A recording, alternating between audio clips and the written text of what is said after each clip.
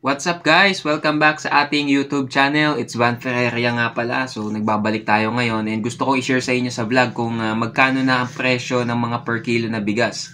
Kasi guys, madami nagtatanong kung magkano na yung per kilo o yung bentahan ng mga kilo-kilo na bigas. Kasi dati, ang mga per kilo natin is meron tayong 38, meron pa nga 37. Umabot pa doon ng 35, 37, meron 38. Tapos yung mga sinandoming na medyo maganda, well-milled is 40, 42. Tapos yung dinurado na pinakamaganda na is 50. Pero ngayon guys, dahil sobrang taas ng inflation, actually parang 30% ang tinaas ng inflation ngayon. Okay, grabe, sobrang taas. Pero huwag kayong mag-alala kasi kahit tumaas ang bigas, mabibili to. Ngayon guys, dito sa vlog, pag-uusapan natin kung magkano na yung mga per kilo. So pupunta tayo sa isang customer namin sa Lipa, Batangas. Ito ay palengke doon sa Lipa. Pupuntahan natin yun, titingnan natin kung magkano na ang bentahan nila. So tama-tama kasi magdi-deliver kami sa kanya.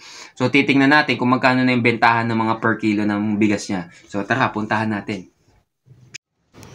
Ayan guys, ito nga pala yung aming bodega ng mga bigas. So kita nyo, madami kaming stock ngayon ng bigas. Medyo madami tayo ngayong nabili. So buti madaming dumating na deliver. Yang kulay green, yan ay Nueva Ecija rice. Local rice po yan. And then ito naman guys, yan makikita nyo, local rice din yan from Isabela. So meron kaming Isabela rice, Nueva Ecija rice, and also yung mga kulay blue, yan yung imported rice natin galing Vietnam. So nakakadirekta tayo kaya medyo maganda-ganda ang ating bigay sa customer, mababa. So ayan, yan, meron din kaming iba't ibang assorted, yung kulay dilaw, local rice din yan. So yung mga bakante, naubusan na kasi ng bigas yan eh. So yan. Yan nga pala guys, so malapit na mapuno. Ngayon babiyahe na kami. Ngayon guys, yan, nakabiyahe na kami.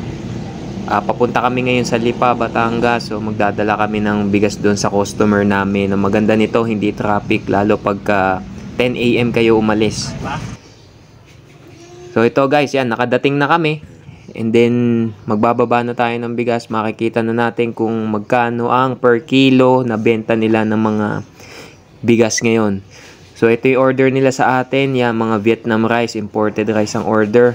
Yun guys, kung mapapansin nyo, ang pinakamababang presyo ng per kilo ngayon is 52. Kung dati 38, 39, 40, ngayon 52, 10 piso ang itinaas. Yung mga dinurado guys, dati kung dati ang benta natin is 50 per kilo, ngayon 60 per kilo na. So wag na tayo magtaka o matakot kasi nga kahit naman tumaas ang presyo ng bigas, mabibili yan kasi kailangan ng mga tao. Ngayon guys, kung mag-i-start kayo ng bigasan ngayong season, okay lang yan na mag-start kayo ng ganito kasi matagal pa daw bumaba ang presyo ng bigas. Actually, sa tag-ani, it's probably November or December. Kaya okay lang yan. Ito na yung bagong presyuhan ng bigas. Kaya huwag kayong magtaka. Sumabay na lang tayo kasi ang maganda ang balita sa bigas, mabibili kahit mahal. So yun lang. Thank you and God bless.